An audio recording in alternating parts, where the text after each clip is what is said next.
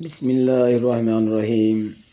السلام علیکم سامعین، آواز کے دوش پر میں ہوں مجید احمد جئی آڈیو لائبریری کے تعاون سے آپ آج افسانہ سماعت فرمائیں گے تنہائی۔ یہ افسانہ کتاب سردخانہ سے لیا گیا ہے، جس کے مصنف شاہد سلیم شاہد ہیں۔ تنہائی۔ ماں تو ہمیں چھوڑ کر کہاں چلی گئی؟ زندگی بے رونق اور ویران ہے۔ کون ہے وہ ہستی جو میری تکلیف اور درد کو دیکھ کر کانپ اٹھے؟ ماں، تیرے بغیر یہ گھر مجھے قبرستان محسوس ہو رہا ہے۔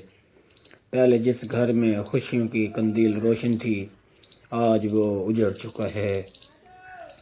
یہ وہ تاثرات تھے جن کا اظہار ماں کا لاڈلا راجہ اپنی چچی کے سامنے کر رہا تھا۔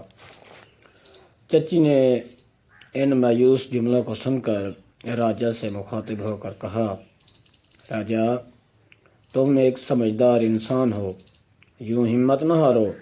دیکھو، تمہیں اپنی بہن کا خیال رکھنا ہے۔ تمہاری بہن کو خدا کے بعد صرف تمہارا ہی تو سہارا ہے۔ چچی نے راجہ سے اظہار ہمدردی کرتے ہوئے اسے سمجھایا۔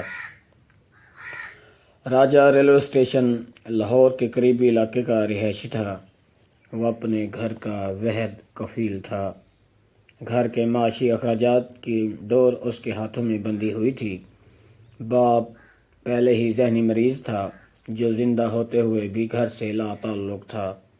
اسے نہ بیٹے نہ بیٹی کی ہوش تھی۔ لیکن وقت کے ساتھ ساتھ راجہ کے اندر ذمہ داری کا جذبہ تیزی سے پرورش پا رہا تھا۔ زندگی کے شب و روز آسان طریقے سے طے پانا شروع ہو چکے تھے۔ اب راجہ کی خواہش تھی کہ جتنی جلدی ہو سکے وہ اپنی بہن کے ہاتھوں میں مہندی لگا کر اپنے گھر کی طرف رخصت کر دے۔ راجہ بھیا، تم ہر وقت میری شادی کے حوالے سے کیوں پریشان رہتے ہو؟ کبھی اپنے بارے میں بھی سوچ لیا کرو۔ ویسے بھی آپ مجھ سے بڑے ہو، اس لیے پہلے آپ کی شادی ہونی چاہیے۔ میں اپنے بھیا کو دولہا بنتے دیکھنا چاہتی ہوں اور اپنی بھابھی کے ہاتھوں کے قیمے والے پراٹھے کھانا چاہتی ہوں۔ صفیہ اپنے بھائی سے بہت لاڈ کے ساتھ مخاطب تھی۔ راجہ نے اس کی بات سنی، پھر کہنے لگا، دیکھو بہن، جس طرح تم اپنی آنکھوں میں حسین خواب سجاتی ہو، اسی طرح میں بھی خواہشات کے تانے بانے بنتا ہوں۔ میں سمجھتا ہوں اگر ہماری ماں زندہ ہوتی تو شاید وہ سب سے پہلے آپ کی ہی شادی کرتی۔ ویسے بھی اس زمانے میں بہن بیٹی وقت پر پیا گھر سدھار جائے تو بہت خوش قسمتی کی بات ہے۔ گفتگو کا تبادلہ دونوں کے درمیان جاری و ساری رہتا۔ راجہ اپنی ہر بات بہن سے کر لیتا اور بہن اپنے دل کی بات راجہ سے کر لیتی، اور اکثر گفتگو میں ماں اور اپنے ذہنی معذور باپ کو بھی موضوع بناتے اور ماں کو یاد کر کر کے روتے، باپ کی بے بسی اور دوری پر آنسو بہاتے۔ ایک دن سورج اپنی بھیانک اور المناک کرنوں کے ساتھ طلوع ہوا۔ یہ دن اس گھر کی پریشانی کا باعث بنا۔ عید کا سماں تھا، ہر طرف لوگ خوشیاں منا رہے تھے۔ اجلے اجلے کپڑوں سے لوگ پارکوں اور سڑکوں پر چہل قدمی کر رہے تھے۔ راجہ کچھ خرید و فروخت کے سلسلے میں کرائے پر موٹر سائیکل لے کر روانہ ہوا۔ موٹر سائیکل ابھی ریلوے ہیڈ کوارٹر کے پاس پہنچی تھی کہ ایک آوارہ پتنگ کی ڈور راجہ کے گلے کو تیز دھار چاقو کی طرح چیرتی ہوئی گزر گئی۔ موٹر سائیکل ایک طرف گر گئی اور راجہ دوسری طرف۔ راجہ نے ہمت کر کے ایک دفعہ تمام توانائیوں کو سمیٹتے ہوئے اٹھنے کی کوشش کی، لیکن یہ کوشش کارگر ثابت نہ ہو سکی۔ خون کا فوارہ ابل پڑا اور کسی نے اکلوتے راجہ کو اٹھانے کی ہمت نہ کی کہ اگر بر وقت طبی امداد دی جاتی تو اس کی زندگی بچ جاتی۔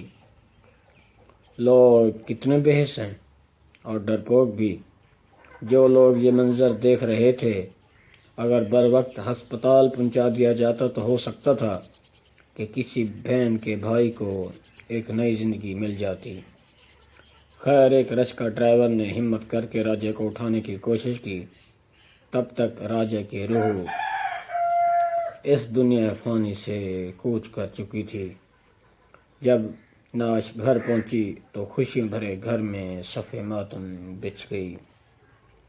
بہن کا آخری سہارا بھی نہ رہا، وہ سہارا جو اپنی بہن کی ہر خواہش پوری کرتا تھا اور اسے ہر عید پر کپڑے اور چوڑیاں خرید کر دیتا تھا۔